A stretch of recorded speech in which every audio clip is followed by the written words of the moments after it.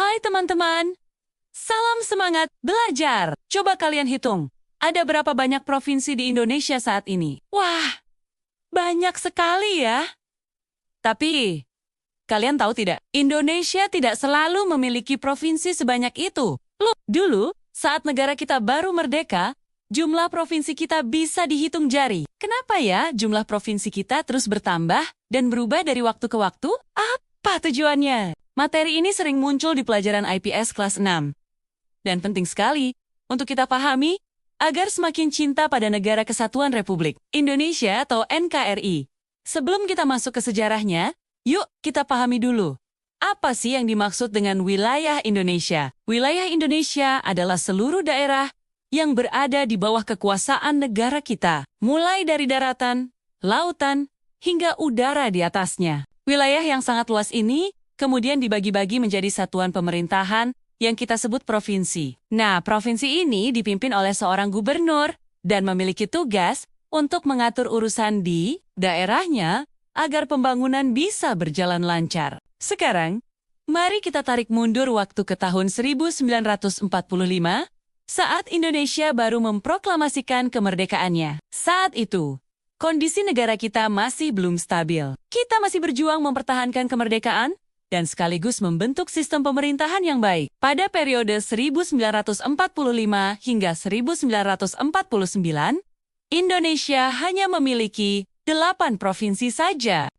Kalian bisa bayangkan betapa luasnya wilayah satu provinsi waktu itu. 8 provinsi tersebut adalah Sumatera, Jawa Barat, Jawa Tengah, Jawa Timur, Kalimantan, Sulawesi, Maluku, dan Sunda Kecil, yang sekarang kita kenal sebagai Nusa Tenggara. Provinsi-provinsi di masa awal kemerdekaan ini ukurannya sangat besar, bahkan mencakup beberapa pulau. Tapi, seiring berjalannya waktu, jumlah penduduk semakin banyak dan kebutuhan untuk melayani masyarakat juga semakin tinggi. Pemerintah sadar bahwa untuk memastikan pembangunan merata, wilayah yang terlalu luas harus dibagi. Inilah saatnya terjadi perubahan besar. Setelah pengakuan kedaulatan Indonesia, pembagian wilayah mulai dilakukan secara bertahap. Contohnya, Pulau Sumatera, yang tadinya hanya satu provinsi, kemudian dipecah menjadi beberapa provinsi baru, seperti Sumatera Utara,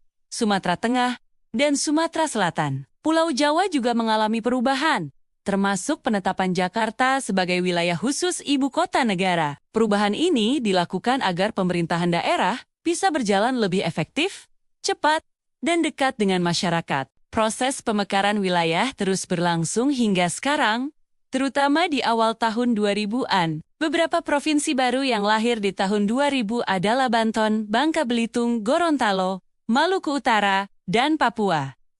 Lalu, di tahun 2003, lahir lagi Kepulauan Riau dan Sulawesi Barat. Wah, makin banyak ya. Lalu, apa sih alasan utama sebuah wilayah harus dimekarkan atau dipecah menjadi provinsi baru? Pemekaran tidak dilakukan sembarangan, teman-teman. Ada beberapa faktor penting yang harus dipertimbangkan. Pertama, pertambahan jumlah penduduk. Jika penduduknya terlalu banyak, perlu pemerintahan yang lebih dekat agar pelayanan tidak terhambat. Kedua, kemampuan ekonomi daerah. Provinsi baru harus mandiri dan mampu membiayai pemerintahan serta pembangunannya sendiri. Ketiga, kondisi geografis. Wilayah yang terlalu luas atau terpisah oleh lautan seringkali sulit dijangkau, sehingga pemekaran dibutuhkan untuk pemerataan. Intinya, pemekaran bertujuan untuk meningkatkan kesejahteraan masyarakat dan mempercepat pembangunan di daerah. Jadi, inilah proses panjang perkembangan wilayah Indonesia. Dari 8 provinsi yang sangat luas di awal kemerdekaan, kini kita memiliki puluhan provinsi yang tersebar dari Sabang sampai Merauke. Semua ini dilakukan demi menjaga keutuhan NKRI dan memastikan setiap rakyat Indonesia mendapatkan pelayanan dan pembangunan yang merata. Setelah menonton video ini, kalian pasti sudah semakin pintar dan semakin mengenal wilayah negara kita. Selamat belajar dan sampai jumpa di materi IPS berikutnya.